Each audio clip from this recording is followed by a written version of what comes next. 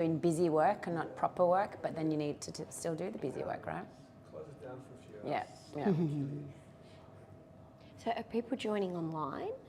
I think there are some people who are, because it was supplied in Slack, wasn't it? This is a stunning view, this space here. This is beautiful. That clock tower is magnificent. We don't have views of the new, The Atlassian building. Atlassian building though. Is that not it there? Yeah. Behind you? It curves behind, like yeah. You virtually have to sort of go around Yeah. the corner. Oh guys, we're live. Oh, hi. Candid moments. Start your intro. Cool. Hi everyone. Hello. Thank you for being here in person. My name is Lauren Calautti. I'm the Chief Revenue Rocketeer at Scalare Partners. Very catchy name, thanks to ChatGPT when it was first released. What it means is that I'm the leader of the Commercial Services Business Unit at Scalare Partners. So I help founders, particularly at early stage, with their go-to-market and commercial strategy. I've got an amazing team that sit under me. I'm still on the tools, so to speak, so I personally love and continue to work with founders, but it's me and my team that roll up our sleeves and really help get those first customers, get your go-to-market investor ready as well. Being really close with the investment committee at Scalare Partners means that we can really bring those insights. So that's a little bit about me. And I am Renate Crollini. I am the General Manager of Tech Ready Women. And for those that don't know, Tech Ready Women is a community that provides education material from female founders, and we support them on their business journey from idea to growth to scale and beyond. We do this through inviting a community and accountability and lunch and learns and education programs to really meet the female founders where they're at. I work very closely with Lauren, so we're there together to actually propel the mission of supporting female founders on their journey. It's awesome. Ooh. And because we're an intimate bunch, we feel that we can ask a little bit about you. So Scott Caulfield, very early startup, company called Safety Flow. Yep. It's a partnership with a business called the Brightwood Group, and really what we're looking at is a very heavy administrative toll in the facilities management and field services. Yep. We're still working through validating the numbers, but if you are providing services to a building like this, pretty much for every hour that you get paid for a plumber or an electrician or a fire check done, there's probably 2 hours of admin burden. Yep. So we're really working on a team of AI agents to really take the job from getting all the pieces together and putting into a system and then running it straight through to validating photos, closing it off, and endorsing the job.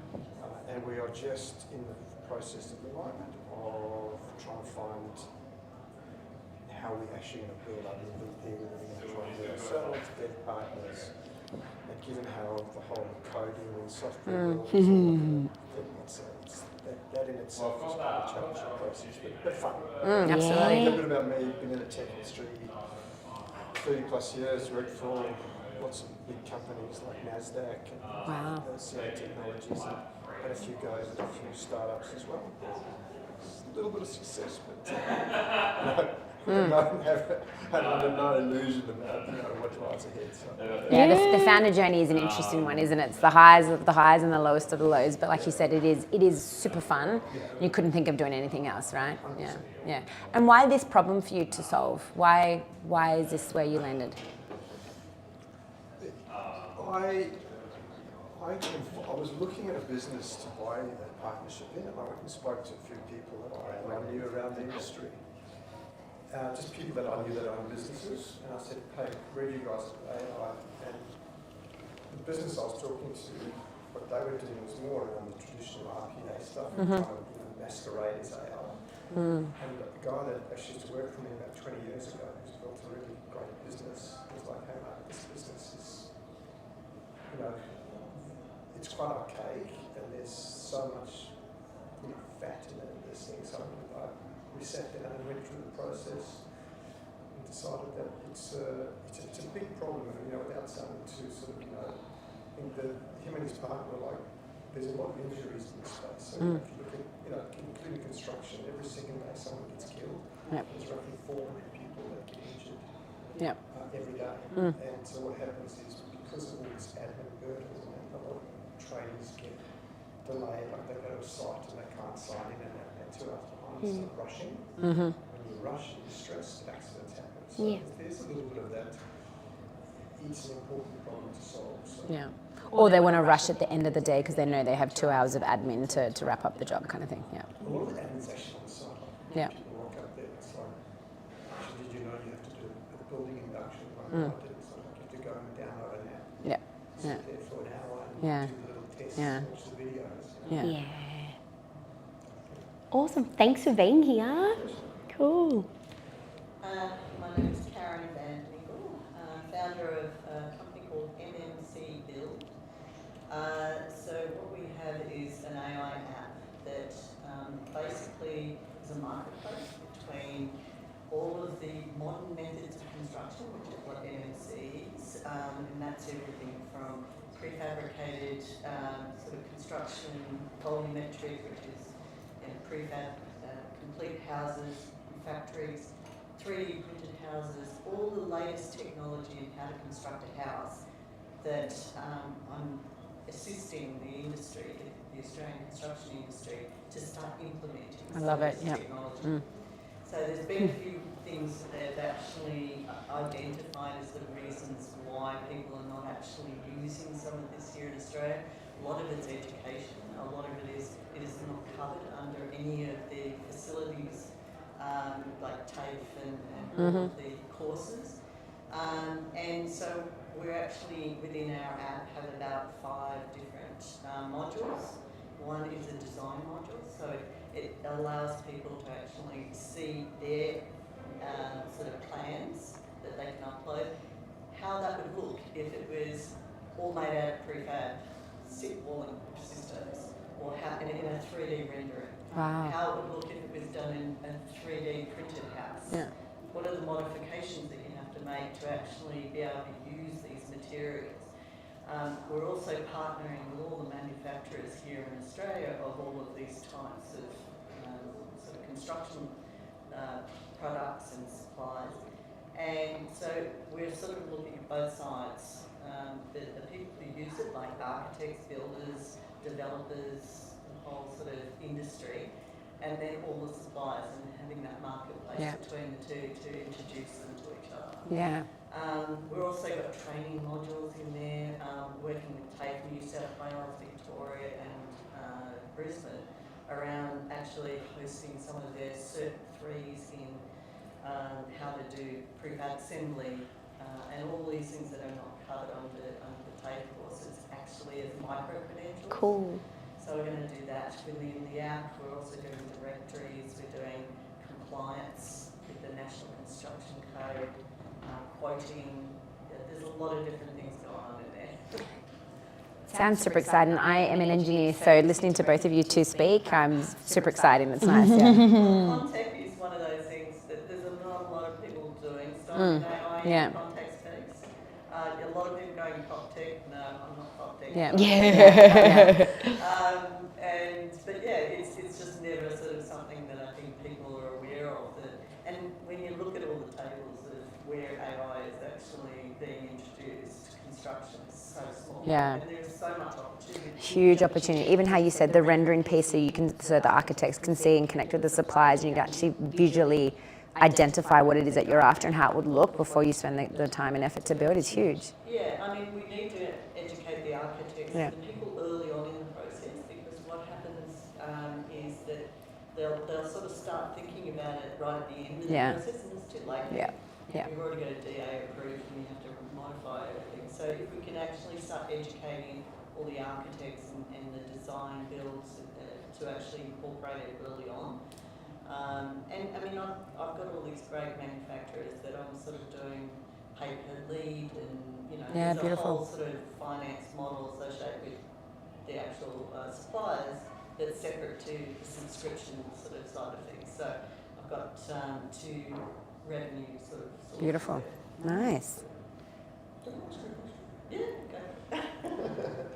Like is it quicker, cheaper? Is that the kind of the whole? Well, this is what I'm trying to get people to get an understanding of, because there is more to building something than a square meterage, which is the way that builders have actually quoted any job in the past. It's like, okay, how many metres you got, times that by whatever the square metre is. But when you're doing prefab, it's a completely different formula, and you're able to do it a lot quicker. So there's influences around, like I'm doing sort of 7 townhouses out at Mittagong at the moment, because I've got another business doing that. And we can actually create all 7 townhouses in a factory in 6 weeks, have the whole thing shipped to site, and have them assembled in 8 days. Wow. So to do that same thing traditionally would actually have taken 18 months. Yeah. So it's interesting that Yeah. places like I read quite a few friends in Chicago. We were trying to find a builder in Chicago. Yes. So that whole concept of shipping it all down there was Yeah. And the problem that I'm facing is that, I've got the great manufacturer and they're all able to produce it, but then there's no builders who have experience with actually being able to assemble on site. So I'm going around actually and sort of to all these builders going, okay, get enthusiastic about this, and I will train you on how to do it, and then you will be able to be in our directory as a verified, trained person in assembly, and then people will be able to search for your name if they're looking for somebody. Because at the moment there's no directory anywhere that says, where can I find somebody who can do this work? And that's a nice niche that you've carved out for them as well to stand out to, yeah. It is something that, they can use it for their own work with their clients, but they can also use it to advertise themselves and be able to actually get people aware. It's a male-dominated construction industry, so female founder is something that I got involved with when they were doing the start of the program here, Fishburners, around female founder, and I think I did a video for them. Lovely. Promoting their thing Yeah. when they were launching. It would be great if we could actually incorporate that in the new move. Come to Tech Ready Women, we'll wrap our arms around you. We need more female founders that are engineers as well with that background. So we're just introducing ourselves if you'd like to chat. Sure. Sorry I've been late. I'm Kurosh. I'm the founder of FlowMinds. It's a work AI. It's an AI workplace that connects to tools, knowledge, database, data sources business have. For example, Notion, email, Gmail, Google Drive. And you can search for information to all data and the tools you already have. You don't need to just search for all your data to the tools one by one. You can just search all of them in one place. Oh, wonderful. Yeah. And also you can just automate your workflows. It's actually a horizontal platform. Users should make their own workflows on the platform. Actually create a workplace for users to implement their workflows as AI agents and also agentic AIs. For example, you can have a lead qualification part, an easy use case on this platform. Just chat with your users, and if they are qualified, we can add them to the CRM, just create an invite in the calendar, send them the email, and even complicated use cases. Could be HR, could be marketing, sales, anything. You can build on this platform. On top of that, you can create your own AI agents and workflows, automate your workflows on this platform. Beautiful. Sounds like it's a problem that's definitely worth solving. Thank you. Yeah, awesome. All right, so again, thank you for being here. We're curious what piqued your interest and what do you want to get out of our chat today? Oh, for me personally, it's been a long time since I've gone to the market. I think last time I was involved in a business in 2001, a .com business, around April 2001. Yeah. I love the specificity. You know, some things are etched in your memory. Yeah, yep. Still, I raised $1.2 million for payment. Well done. And that was the last time actually, a few of us wrote the documentation and went around and raised some money for it was one of the first payment. Yeah. We beat PayPal in a bake-off at CBA. Oh, nice. Wow. Our CEOs from the payments industry, yeah. Yeah, so my real thing is, from just the whole, it's a very different industry now, raising money. There's a lot more focus on the cap table and all sorts of stuff like that. So I was just hoping to get to start thinking through that process and how to pitch. We have things like the commercial model. It's kind of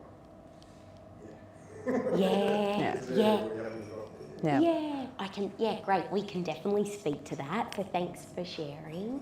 What about you? Well, I mean, I've sort of had 20 years of project management and working in a development scenario where you have an asset that you can actually use for collateral. I don't have an asset. It's a completely different mindset when you're actually going out there and trying to get sort of investors. And that's sort of where I'm sort of trying to get my head around it at the moment is a lot of people have put the pitch deck together, which I've gone and done, and the IM and all the rest of it.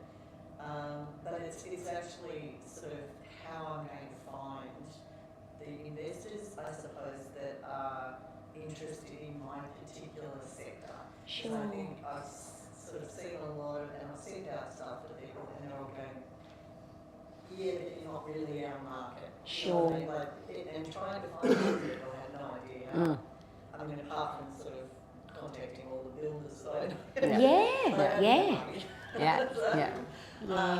Angel investors are a totally different sort of creature that I need to sort of get my head around how to sort of approach them and find.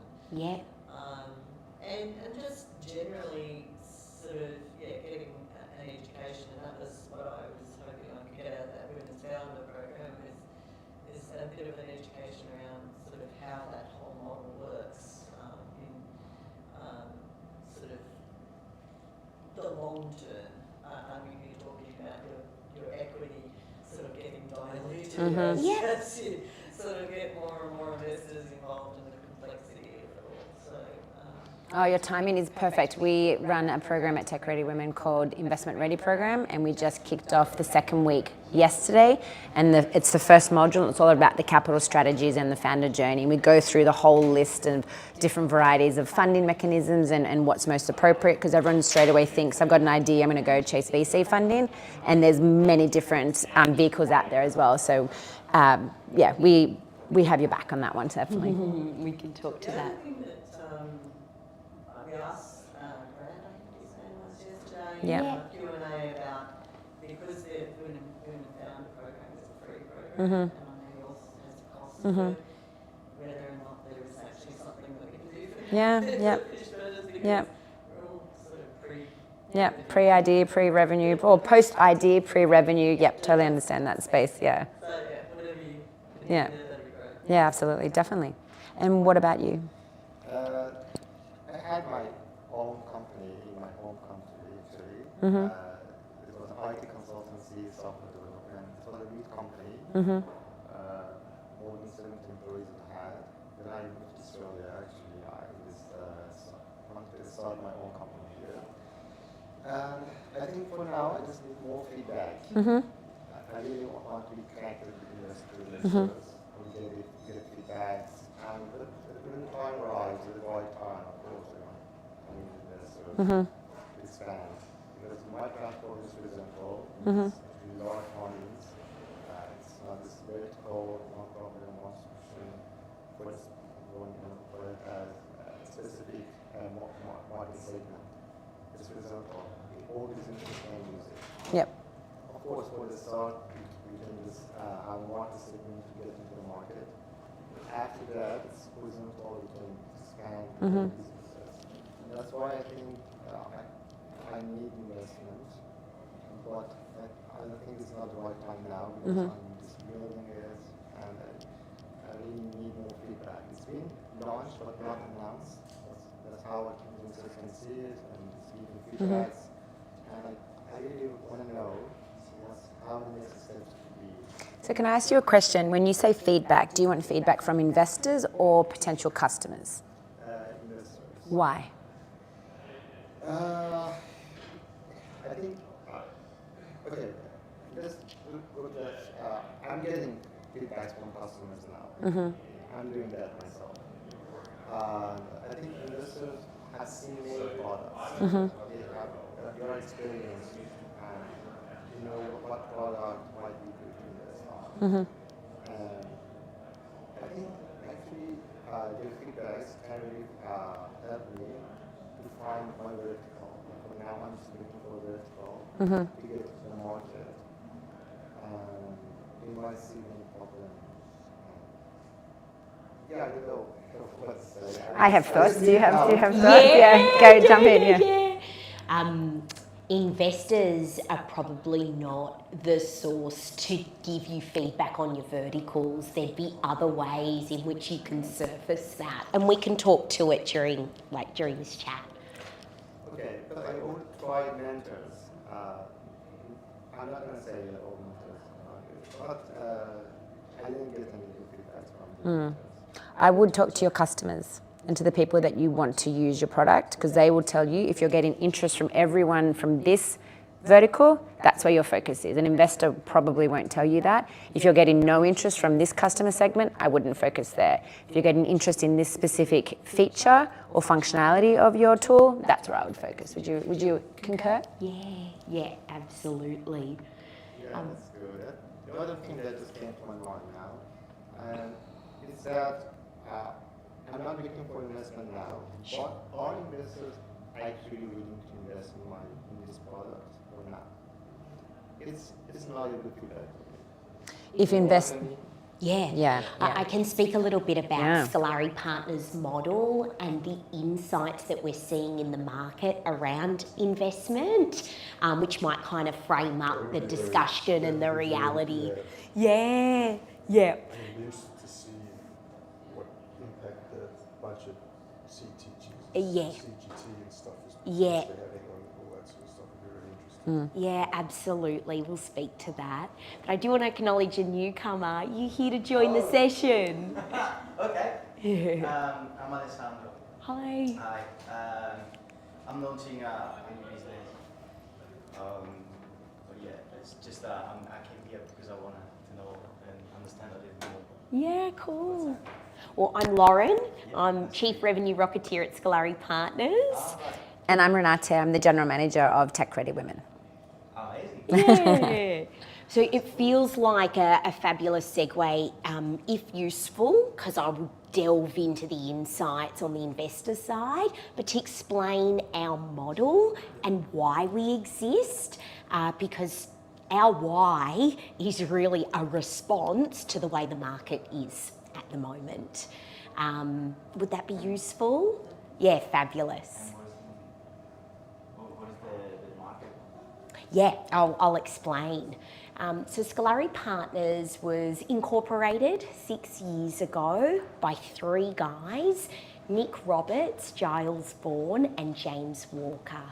So all 3, thank you. So all 3 super entrepreneurial, have had their own exits, still have their own businesses to date, and were making angel investments. They saw an opportunity to come together and put their funds together and make co-investment decisions, right? But they intentionally did not want to be structured like venture capital, because venture capital, right, you might know this from when you raised, you'll get investment from a VC, and when there's a liquidity event, the VC takes a 20% carry. So not only have you given away a good chunk of your business and your equity pretty early on, but but you're also letting go of more of those profits when there's that liquidity or that exit, right? And so, And the clock starts ticking. exactly, that's the whole point. Interestingly, just a tiny segue, part of what I do having conversations like this with founders is I respectfully challenge why you want to raise capital and what it's for to get you investor ready. Because it can be pretty ruthless out there, putting aside the no responses or the no traction when you're doing your outreach. When you're actually in front of someone, it can be brutal. So really getting under the hood and helping you as founders decide why you want to raise capital is a really good place to start. But anyway, going back to Scalare Partners, so the three guys together had made a bunch of investments, and then they went out to their network and started getting people to invest in the fund, right? So they started a fund, but very intentionally not classified as venture capital. It was an investment firm, with the idea back then that there's lots of services and things that you can provide back into the ecosystem.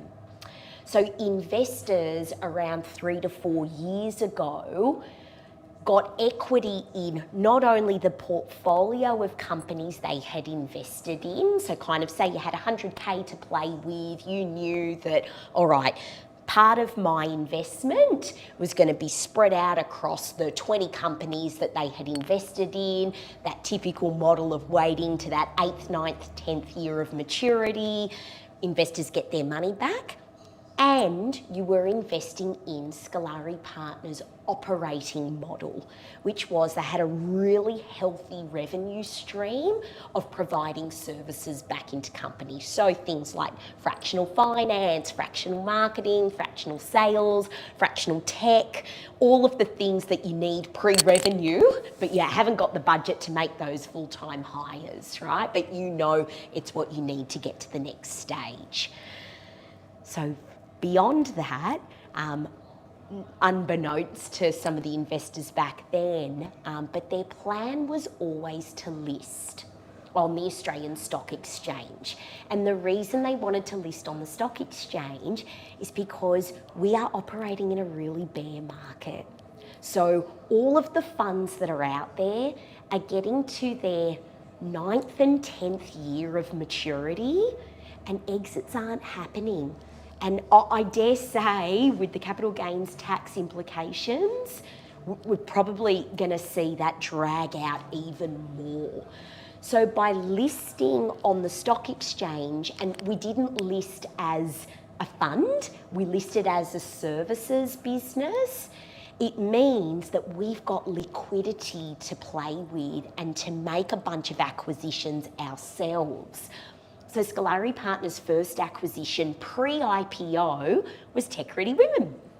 And that was around providing programs, particularly to female founders, but with the idea that it can certainly scale whether you're female or not, right? Yeah. But it's about getting investment ready. It's about going from ideation to MVP. It's about getting your first customers. And so the Tech Ready Women's been around for 9 years now. We've supported over 6,500 female founders in the 9 years through the programs that you've said, and we're building 6,500 alumni, and we're listening, we're providing more services, building websites, AI, MVPs, all that type of stuff now to really further support. When we say we support female founders, we genuinely mean it, and we're backing that up with programs and learnings and things like that. Yeah, so Tech Ready Women was the first acquisition. I wouldn't say it was the second, it was probably simultaneous. We bought the Australian Technology Competition, which is a comp that's in its 14th year of running, and it recognises Australian-based tech companies with global ambition and less than 100 employees. So that gets a bunch of sponsors, and you basically go through, we're halfway through the program now, but you submit your tech, and it gets assessed by about 12 judges. There's 17 different categories, and the awards ceremony is going to be later in September, the 15th of September, so people get recognised there. Now, one of our founding partners, managing partners, Giles Bourne, had won the comp about 5 years prior, which is why we went out and pursued that as one of our acquisitions. Yeah, And it's a great way to recognise all the hard work that Australian companies do and then provide them with further support and recognition. Yeah, it's very cool. Well, and you're certainly getting exposure to all of the key players. Yeah, absolutely. And I think, like you guys, if you're following the Fishburners story, like, we've all got scars and open wounds from the government, right? Or lack of support from the government.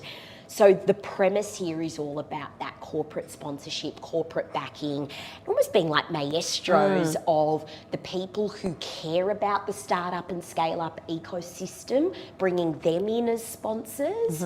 I'll give you a great example. Oracle are looking to support scaling and early stage companies where they're traditionally known, like, I'm sure none of you are hosting on Oracle Cloud, right? But they are, you are? No. Oh, yeah, but you get it, I've worked a yeah. lot with Oracle. Yeah. Let's just say they can be quite aggressive. Right. But it's all about sort of, they've got a whole program in place where it's all about giving back to the early stage. I was in San Francisco one year and we got ushered into a meeting, the wrong meeting room with Safra Katz. Oh, wow. We were like, Oh, Sorry, we'll go. oh, goodness me. she's the CEO. Took over from, what's his name? Larry? Larry. Yeah. I'll tell you what, she rules with all hands. Love it. Female in charge. Love it. Yeah. Can I ask a question? The ESIC status, is that going to help when because I've got that status against my company. Is that going to help when we've got this sort of GST sort of looming to get an investor on board, because then they won't be impacted as much? I'm not an accountant or a lawyer, so I don't know. Yes, I see. Yeah, that's okay. Yeah, if you are kind of tax rule that you are ESIC, your investor will benefit from that 10 years window. Yeah, that's what I thought. But it's only for angel investors, not for VC companies. That's what They might have slightly different rule if they are VC, but they should be, but that should be all investor. Yeah. It's not like Oracle like that. How do they actually provide support? Yeah, it's a good question. So, I mean, we can talk about Oracle specifically, but more generally, we're surfacing the big corporates with deep pockets who know that it's so much harder to rip and replace when you're generating revenue of 10 mil plus. You're 7 years in, you're comfortable. Right. They can't come in and win you over from AWS. They want to get in early. Yeah, so it's a multi-layered So response. they literally they want you to build on their platform. Yeah. And Yeah. provide incentives to do that. Yeah. How do they support, like, just giving for free places like hosting or like something like that, or is it cash, or how does it work? Yeah, again, a big response for that question. But if you look at AWS's go-to-market, they provide credits, right? So they'll give you lots of incentives to host with them. Once you've exhausted that because you're out of that threshold because you've grown, the bill is really sizable. So Oracle's proposition is that they've got an amazing story to tell in regards to hosting and the impact that all of this has on the environment. And they've got, I digress, but I mean, their business, they are essentially becoming a data center operator. Yeah, correct. And so they've got a really strong position on what they're doing to make sure that there isn't a negative impact. But for now, it's not about credits and getting you on Oracle's platform for free. But their proposition is that once you are at that stage, they are 40% cheaper than all of their competitors, and they guarantee that. So the cost now is nominal, completely nominal, but when you grow, they're right there with you, supporting you, not flogging you with a huge bill like some of their competitors do. For me, that access to some of the tech players is pretty critical. Because, I won't bore in too much detail, but it's a very interesting exercise at the moment that I'm going through, because it's just, everyone's just, it's not even like a hidden agenda. It's, it's like, so, we're in the Ignite program. It's not exactly a big gate to get there, sort of $1,000 credits and that, but they want you to build on Bedrock and use the agent core, and then you go and talk to a traditional software developer that's trying to masquerade as a credible AI one, and they're like, Sure. it's got to be model neutral, and this, and I'm like, well, I actually want to buy in. I want to go all in on a particular player. I think there's, it's Cool. So it's trying to get some of that exposure, through the network of trying to talk to someone that just doesn't have such a blatant agenda. Yeah. Not an agenda, just a blatant agenda. Yeah. Sure. So that's Sure. something that would be really useful then, getting to chat directly to some of the senior guys in Anthropic, OpenAI. Yeah, exactly. So no, thanks for the questions. So Australian Tech Comp, then we bought In-House Ventures, which is a platform that matches founders with investors. So amazing, lots of family offices on there, angel investors, lots of VCs and founders. The commercial model for In-House Ventures is shifting. So once upon a time it was free for founders to join, and it's relaunching in July. So more to come on that, but that was an acquisition we made about a year ago. Then we made the biggest acquisition to date, which is Tankstream Labs, which has been incredible. We describe that as the hub and spoke, right? So Tankstream Labs, Bradley Delamere, who you saw yesterday, he's the OG in the ecosystem. He's a really down-to-earth guy, but the story is, which he doesn't often tell, he was at EY and working with a lot of tech companies, Airtasker being one of them. So when he stepped out of EY to start the co-working space and community, the guys at Airtasker backed him.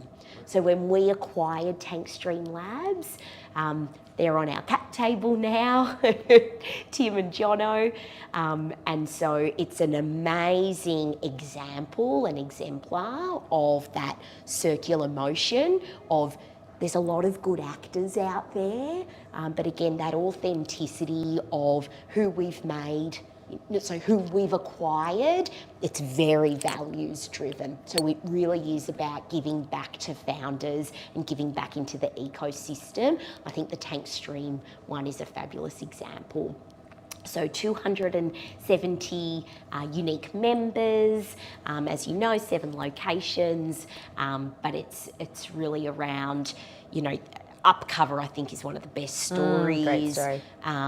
A lot of the tech companies that started with Tankstream were pre-revenue just like you, that have gone on to raise capital and be the behemoths. And they're still there. And they're still there today. So anyway, we were told to make sure this isn't too much of a sales pitch, but you can see I'm simply transferring enthusiasm around the ecosystem. Yeah, thank you. Thanks. And it all fits the same story. Like, we're all supporting founders at every stage of their journey as well, which is really special. So Tankstream and National coverage. Yes. oh yeah, awesome. There's a question. I was having a look at the website and they had something called a founder union. Yeah. What is that? Good question. Awesome question. That's our digital asset. We were talking about assets before. It's our digital asset, which basically sews together all of these acquisitions. So the Founders Union will be free for founders forever. So we encourage you to join, and it curates the right players at the right time, depending on good data in, good data out, but how you've responded to the application and the onboarding form. We will then bring you the partners and the right players, so whether it's investors or whether it's go-to-market experts or whether it's cloud providers or cybersecurity, or you mentioned, do I go with it, not in these words, agency to build, do it myself, vibe code, enterprise, what do I do? It will surface all of those insights and content for you. So that's an additional costed service? Or is No, I mentioned it's free for founders. Yeah, forever. Free for founders forever. Yeah, the commercial model there is, it's truly through like the Australian Technology Competition and the S2S Summit, bringing on the sponsors there. We white label the Founders Union for the registration process so that other players can then get access and support as well. The word union. Triggering. It's good construction. And there's one more you haven't talked about. And last but not least, our favourite, it's Planet Startup. So once again, pretty similar story, being from professional services, is Mark Orchard, the founder of Planet Startup, which is fractional finance and CFO services into the ecosystem. So he's based in Brisbane and works with a number of scaling companies.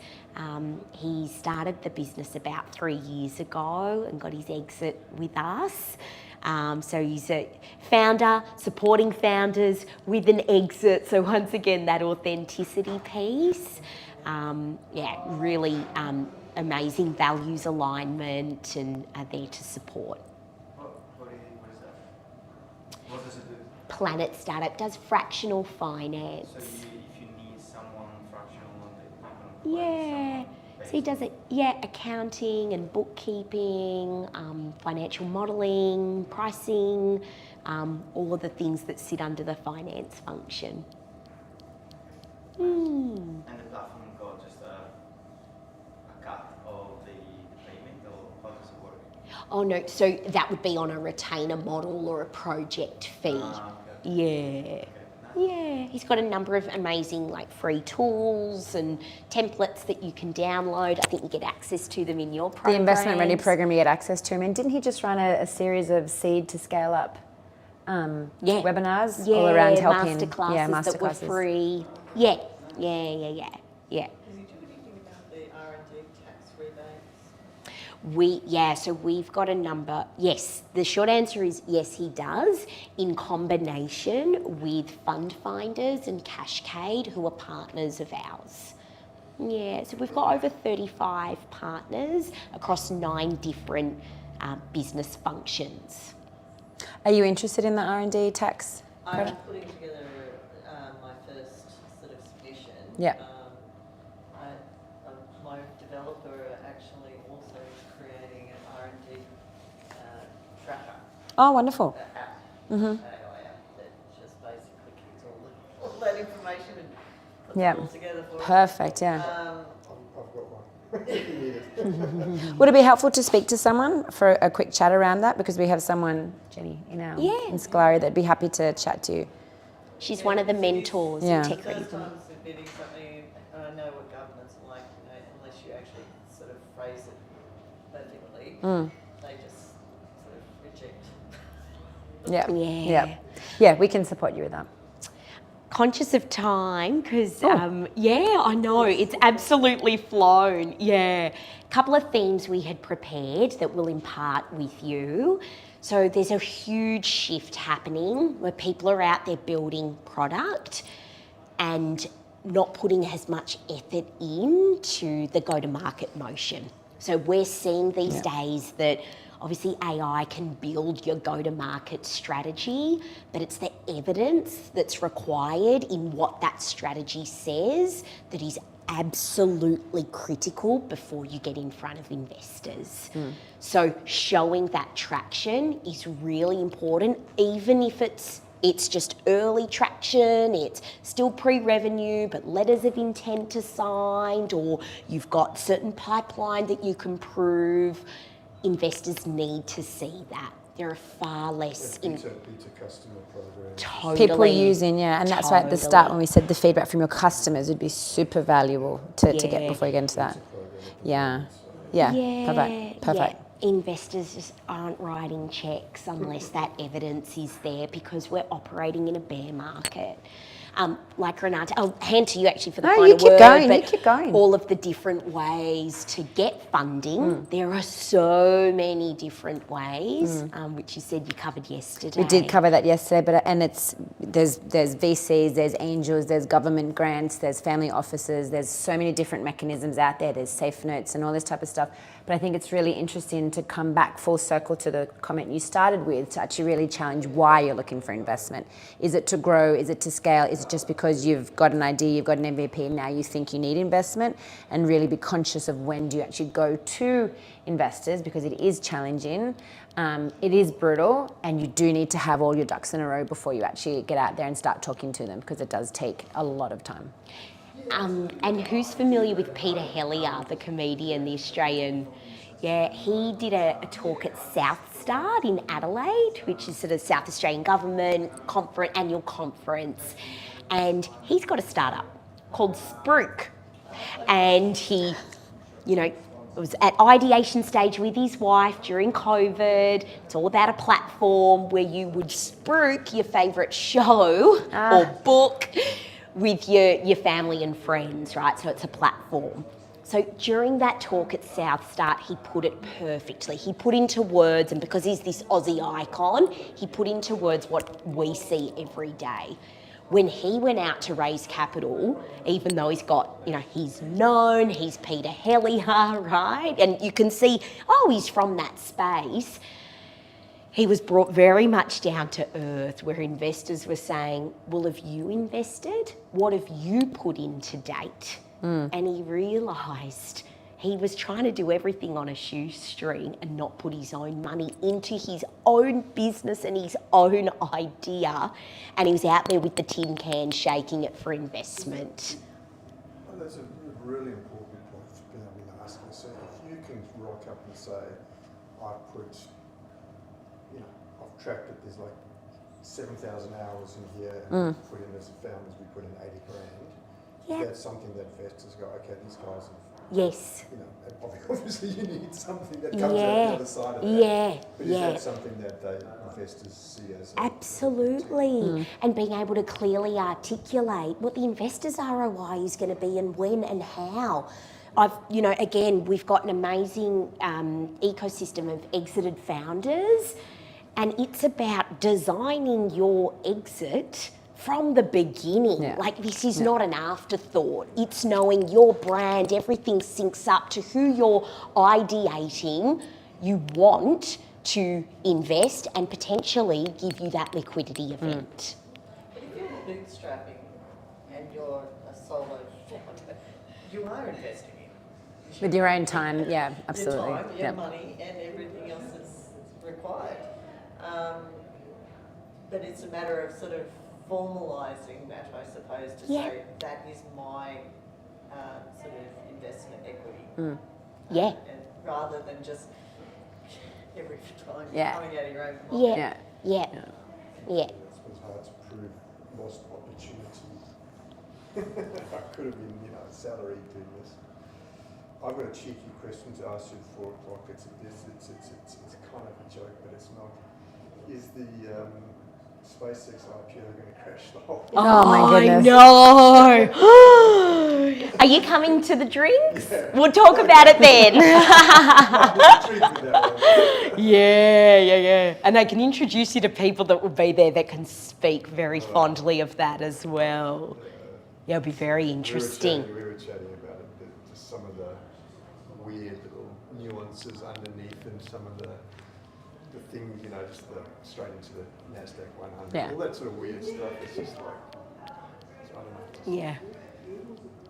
Yeah, It's totally. It's like a global experiment. I isn't it? know. We're living in very interesting times. Unprecedented Yeah, times. It feels very yeah. Y2K. Do you remember Yeah. when it was 1999 and the Yeah. millennium was coming and we were like, oh, what's going to happen? Planes are gonna fly. Yeah, is that what's going to happen? I apologise. I've got a hard stop at 4. Yeah. Renata and Lauren, that was fantastic. Thank you so much. Oh, thank you so Yeah, it's much. great. I mean, I'm signed up, so I'm Oh. looking forward Oh, fabulous. to it. I'll be there Monday. Perfect. Barangaroo? Lovely. Beautiful. Beautiful. Yeah, lovely. I mean, I actually just saw Sunny sent I think the final contract. Oh, Nice. Yeah. fabulous. It's a beautiful Awesome. space. It's a really beautiful space. I'm looking forward to Yeah. it. And like all that stuff, it's great to know that access is there. Yep. Yeah. Yep. Yeah, I think for me, I joined up here literally as I went into administration. Ah. So Oh, all no. that stuff I wanted has just gone dead. So, Yeah, no, don't worry, we're committed. Yeah, we're very committed. We'll see you. Wave just to the after 5. camera and say goodbye. Bye-bye. Bye, thanks. Thank you all.